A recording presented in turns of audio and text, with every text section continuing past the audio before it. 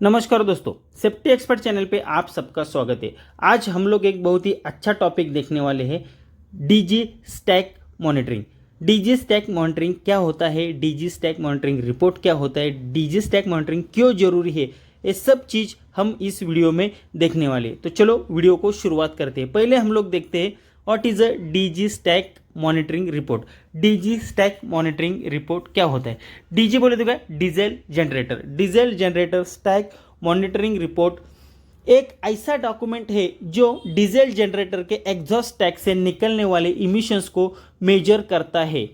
यह रिपोर्ट अलग अलग पॉल्यूएंट्स जैसे कि पर्टिकुलर मैटर, फॉर एग्जांपल है sulphur dioxide SO2, nitrogen oxide NOx, carbon monoxide CO, hydrocarbons SC etcetera को एनालाइज करती है जो जनरेटर के चलने पर हवा में मिक्स होते हैं।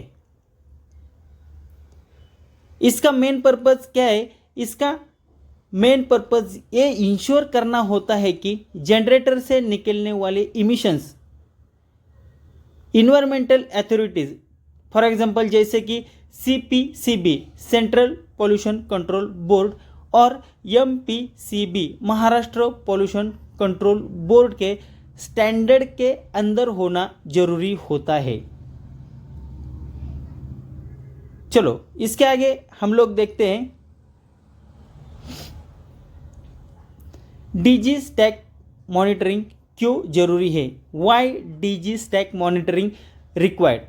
तो इसमें पहला हम देखते हैं इन्वायरमेंटल प्रोटेक्शन। इन्वायरमेंटल प्रोटेक्शन में हम लोग क्या देखने वाले हैं? इन्वायरमेंटल प्रोटेक्शन में डीजल जनरेटर्स हवा को पॉल्यूट करता है और इसे एसिड रेन स्मोक और ग्लोबल वार्मिंग जैसी इन्वायरमेंटल प्रॉब्लम्स बढ़ाते हैं। स्टैक मॉनिटरिंग पॉल्यूशन को कंट्रोल करने में मदद करता है। इन्वायरमेंटल प्रोटेक्शन में आता है पर्यावरण सुरक्षा। तो दूसरा हम लोग देखने वाले हैं हेल्थ कंसर्न। हेल्थ कंसर्न में क्या आता है? हेल्थ कंसर्न बोले तो स्वास्थ्य संबंधित समस्याएं। हेल्थ कंसर्न में क्या देखो, पॉल्यूएंट्स जैसे NOx और CO लोगों के हेल्थ को अफेक्ट करता है, जैसे कि रेस्पिरेटरी सांस लेने में दिक्कत होती है और हार्ट प्रॉब्लम हो सकता है। मॉनिटरिंग करने से इमिशंस को कंट्रोल किया जा सकता है और हेल्थ रिस्क को कम किया जा सकता है। इसलिए स्टैक मॉनिटरिंग जरूरी है। पॉल्यूशन को क्या करेगा? कंट्रोल करेगा और लोगों को जो हार्ट का प्रॉब्लम होगा, जो सांस लेने में दिक्कत होगी, वो हम क्या कर सकते हैं? कंट्रोल कर सकते हैं। चलो आगे हम तीसरा देखेंगे रेगुलेटर कंप्लायंस। रेगुलेटरी कंप्लायंस बोले तो क्या? कानूनी पलायन। काफ़ी कंट्रीज जैसे इंडिया में एयर पॉल्यूशन के स्ट्रिक्ट रूल्स होते हैं। Air pollution prevent and control of pollution act 1981 के अकॉर्डिंग डीजी स्टैक के इमिशंस को मॉनिटर करना और लिमिट्स के अंदर रखना मैंडेटरी होता है।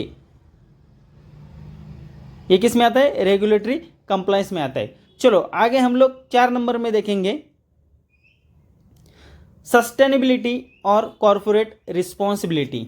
इसमें क्या है देखो, सस्टेनेबिलिटी और कॉर्पोरेट रिस्पॉन्सिबिलिटी में कंपनीज को आजकल अपनी इन्वायरमेंटल रिस्पॉन्सिबिलिटी निभाना जरूरी हो गया है। डीजी स्टैक मॉनिटरिंग एक इम्पॉर्टेंट स्टेप है जिसे बिजनेस अपनी इन्वायरमेंटल इम्पैक्ट को क्या करता है? रिड्यूस कर सकते हैं। ये किस में आता है? सस्टेनेबिलिटी और कॉर्पोरेट रिस्पॉन्सिबिलिटीज में आता है। इन्वायरमेंटल बचाना एक सबकी जिम्मेदारी है। आगे देखते हैं हम लोग पेनल्टी अवॉइडेंस, मतलब जुर्माने से बचाव। पेनल्टी अवॉइड करना है। अगर डीजी सेट इमिशन लिमिट्स को पार करते हैं तो हेवी फाइन्स लग सकते हैं। रेगुलर मॉनिटरिंग से आप इन लीगल और फाइनेंशियल प्रॉब्लम से बच सकते हैं। इसलिए डीजी स्टैक मॉनिटरिंग करना जरूरी है। समझो किसी गवर्नमेंट अथॉरिटी ने चेक किया और आपका इमिशन ज़्यादा निकला तो आपको पेनल्टी हो सकती है। चलो आगे हम लोग देखेंगे डीजी स्टैक इमिशन कैसे चेक करते हैं, how to check DG stack emission. चलो इसमें हम लोग देखने वाले हैं डीजी स्टैक मॉनिटरिंग एक स्पेसिफिक प्रोसेस होता है जो एक्रीडेट लेबोरेटरीज या इन्वायरमेंटल इंजीनियर द्वारा किया जाता है। इसके मेन स्टेप है, चलो हम देखते हैं पहला प्री मॉनिटरिंग प्रिपरेशन। इसमें क्या है, प्री मॉनिटरिंग प्रिपरेशन में कंप्लायंस विथ स्टैंडर्ड्स मॉनिटरिंग करने के लिए सीपीसीबी या एमपीसीबी या लोकल इन्वायरमेंटल गाइडलाइंस का पालन करना होता है प्री मॉनिटरिंग में दूसरा आता है कैलिब्रेशन ऑफ इंस्ट्रूमेंट। इसमें देखो मॉनिटरिंग के लिए जो भी इंस्ट्रूमेंट यूज होते हैं जैसे गैस एनालाइज और फ्लो मीटर्स, उन्हें पहले से कैलिब्रेट करना जरूरी होता है ताकि एक्यूरेट रिजल्ट मिल सके। जो भी इमिशन है वह एक्यूरेट मिलना चाहिए, इसलिए जो भी चीज़ इस्तेमाल करते हैं वह कैलिब्रेशन होना जरूरी है। चलो दूसरा देखते हैं सिलेक्शन ऑफ पैरामीटर्स। किन चीज़ों को मेजर्स करना है, कुछ इंपॉर्टेंट पैरामीटर्स जो डीजी इमिशंस में चेक किया जाते हैं वो हम लोग देखेंगे। पहला है पीएम पर्टिकुलेट मैटर, दूसरा है नाइट्रोजन ऑक्साइड NOx, तीसरा है कार्बन मोनोऑक्साइड CO, चौथा है सल्फर डाइऑक्साइड SO2, आगे है ऑक्सीजन O2 और carbon dioxide CO2। Combustion efficiency को चेक करने के लिए इसकी जरूरत है। दूसरा है देखो HC हाइड्रोकार्बन्स, अगर रिक्वायर्ड हो तो HC भी जरूरी है। इसके आगे हम लोग देखने वाले देखो 3 नंबर में सैंपलिंग प्रोसीजर, मतलब सैंपल कैसे लिया जाता है, सैंपलिंग प्रोसीजर क्या है। इसमें देखिए हम लोग आइसोकाइनेटिक सैंपलिंग देखने वाले। एक स्पेशल टेक्निक है जो पर्टिकुलर मैटर को इस तरह से कैप्चर करता है कि स्टैक गैस की फ्लो रेट या वेलोसिटी चेंज ना हो। और आगे देखो प्रोब प्लेसमेंट, एक प्रोब को एग्जॉस्ट स्टैक में डाला जाता है स्पेसिफिक सैंपलिंग पॉइंट्स पर ताकि इमिशंस को ड्रॉ किया जा सके। आगे हम लोग वही देखेंगे real time monitoring. Real time monitoring में गैस एनालाइजर से NOx CO और दूसरे गैसेस को कंटिन्यूस मॉनिटर किया जाता है। चलो आगे हम लोग देखते हैं analysis of emissions. Analysis of emissions मतलब इमिशंस का विश्लेषण। तो पहला है लैब टेस्टिंग। कुछ सैंपल लैब में जाए जाते हैं ताकि पार्टिकुलेट मैटर और पॉल्यूशन का केमिकल एनालाइज किया जा सके। दूसरा है डाटा कलेक्शन। डाटा कलेक्शन में क्या देखते हैं, कलेक्टेड डाटा को परमिसिबल लिमिट्स के साथ कंपेयर किया जाता है। उसके आगे emission control equipment. Emission control equipment में हम लोग देखने वाले देखो इमिशन कंट्रोल इक्विपमेंट अगर इमिशन लिमिट्स को पार करते हैं तो कंट्रोल डिवाइस जैसे कैटालिटिक कन्वर्टर्स या फिल्टर्स इंस्टॉल करना पड़ता है। ये किस में आता है, इमिशन कंट्रोल इक्विपमेंट में आता है। हमने सैंपलिंग प्रोसीजर में ये देखा। चलो आगे देखते हैं डॉक्यूमेंटेशन, मतलब रिपोर्ट तैयार करना। रिपोर्ट कैसा तैयार करना, देखो मॉनिटरिंग के बाद एक डिटेल रिपोर्ट बनाई जाती है जो यह चीज इंक्लूड करती है। पहला है डीजी सेट की डिटेल्स। इसमें क्या आएगा, डीजी सेट का साइज आएगा, डीजी का कैपेसिटी आएगा, फ्यूल कंज्यूमशन आएगा और ऑपरेशनल आवर्स, कितना आवर्स चल रहा है, यह डिटेल्स आएगा।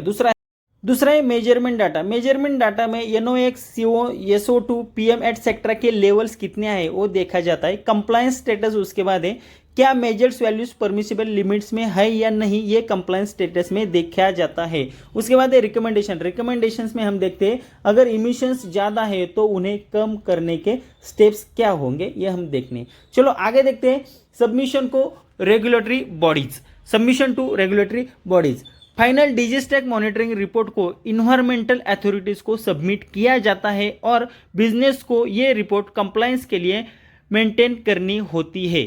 तो डीजीस्टैक इमिशंस को कंट्रोल करने के स्टेप्स हम लोग आगे देखने वाले।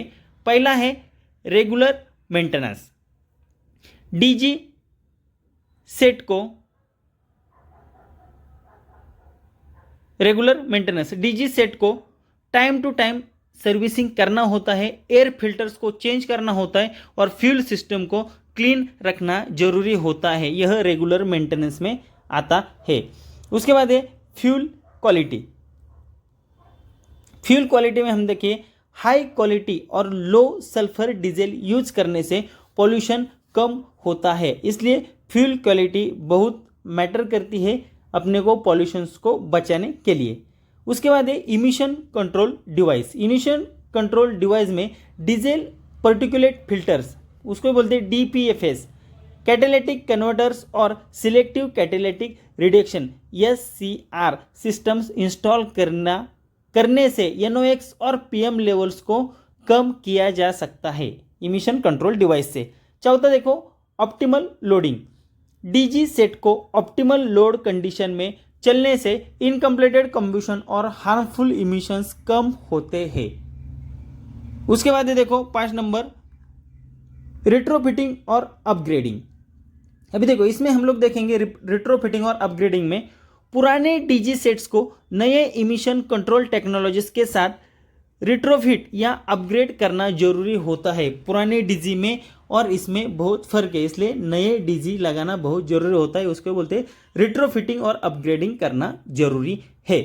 तो चलो इस सब वीडियो का कंक्लूजन क्या निकला है, इस सब वीडियो का कंक्लूजन है देखिए, DG स्टैक मॉनिटरिंग एक जरूरी प्रोसेस है जो रेगुलेटरी कंप्लायंस और इन्वायरमेंटल सस्टेनेबिलिटी के लिए किया जाता है। रेगुलर मॉनिटरिंग से बिजनेस अपने इन्वायरमेंटल इम्पैक्ट को कंट्रोल करते हैं, पेनल्टी से बचते हैं और क्लीन और हेल्दी इन्वायरमेंट में योगदान करते हैं।